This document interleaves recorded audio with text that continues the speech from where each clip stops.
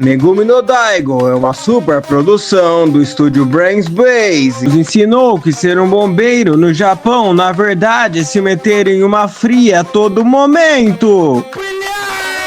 Ele começa com o que você esperaria de um anime de bombeiro. Um incêndio de proporções gigantescas em uma área que parece ter sido bombardeada pelo Vladimir Putin. Eles estão na Ucrânia. Para de mandar áudio, eu tô na Ucrânia, velho, as bombas.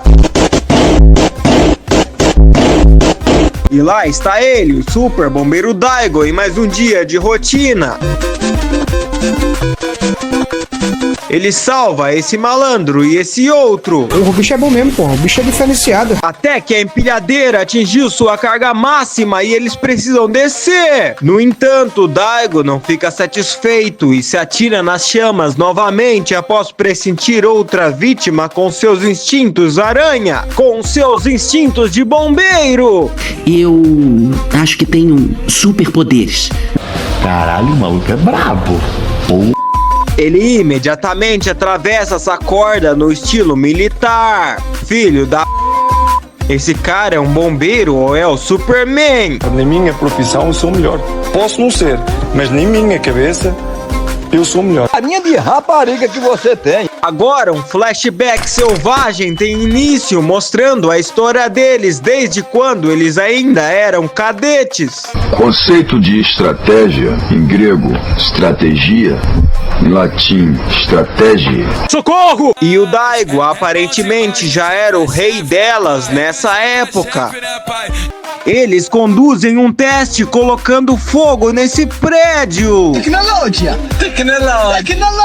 Os bombeiros precisam entrar lá e salvar essas bonecas infláveis.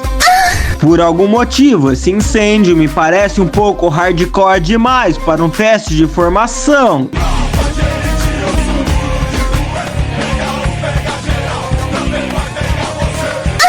E agora o coadjuvante Shun finalmente consegue salvar o dia. No entanto, esse condutor do exame selvagem aparece e manda eles tomarem no c***. Ele diz que eles não poderiam sair pela saída de emergência e precisam achar outra forma de sair do prédio.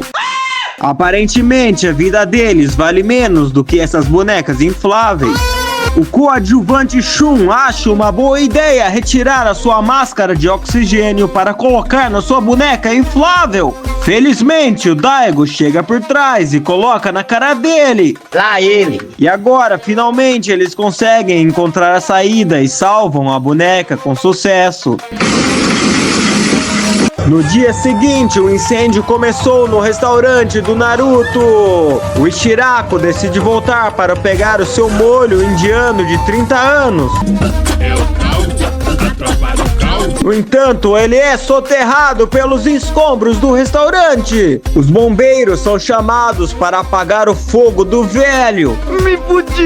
No entanto, eles não conseguem acessar o local. O chão está desmoronando. Nesse momento, Daigo tem a ideia de deslocar o seu ombro para salvar o velho. Filho da puta!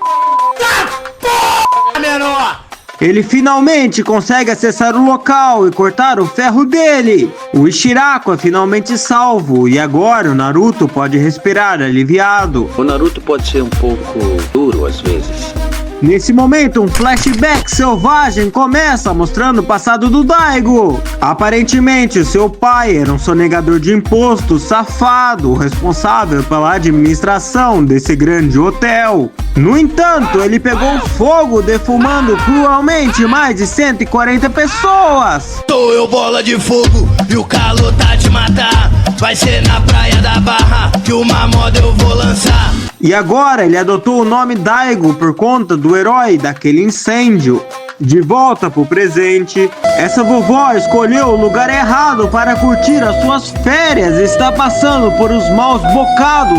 Felizmente para ela, o Daigo está ali para ajudar. Aparentemente, a única maneira de sair dessa é através dessa porta que está submersa.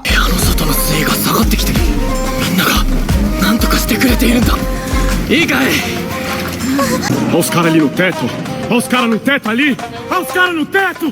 Os bombeiros drenam a água e liberam a pressão de uma vez, e o Daigo precisa resistir. Pula cavalo e boi. E agora essa velha faz uma lipoaspiração natural e como resultado ela rejuvenesceu uns 50 anos.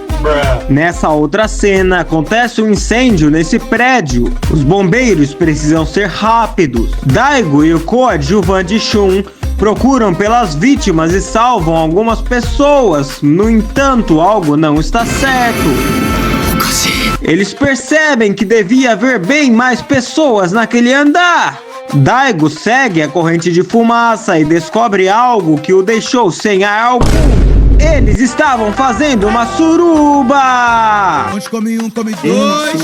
Onde come dois, come um monte. Rapidamente, ele bola um plano para resgatar todos. Infelizmente, não vai dar tempo de salvar quem estava comendo por baixo. Ele manda um código Morse para essa mulher. E uma reviravolta acontece quando ela se revela como sendo a Ada Wong. Meu Deus! Acho que ela já superou o Leon.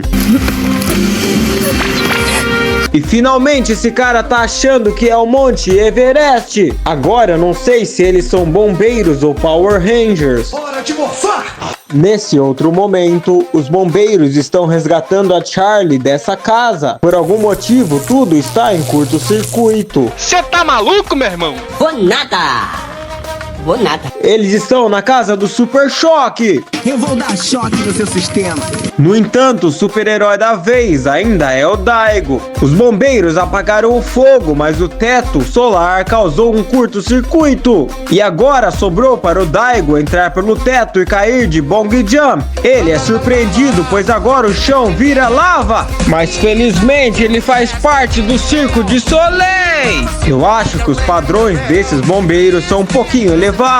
Sei, eu tô achando que trocar de sexo é uma boa opção, hein? O Daigo finalmente consegue desligar a energia. E agora ele finalmente pode salvar a Charlie. Mas nesse momento, ele descobre que ela era um gato o tempo todo. Filho da puta! E por último, está acontecendo um incêndio nessa fábrica química e a qualquer momento pode começar uma explosão. O Daigo e o coadjuvante Shun entram para procurar as vítimas e apagar o foco do incêndio. Eles encontram com esse cara e ele teve uma parada respiratória. Não vai dar, pai, não vai dar essa porra! Rapidamente o Daigo tenta reanimá-lo, mas demora muito tempo e agora uma explosão é iminente. Corre, piranha! Corre! Felizmente, o cara consegue recuperar da consciência e eles dão fora dali. No entanto, uma explosão gigantesca acontece, mandando o Shun para a puta que o pariu. Filho da puta! Eu acho que ele não está muito bem. No entanto, ele ainda está vivo e rapidamente vai de SAMU. Parece que a torrada queimou. E finalmente, eles conseguem salvar a vida dele e tem um momento emocional.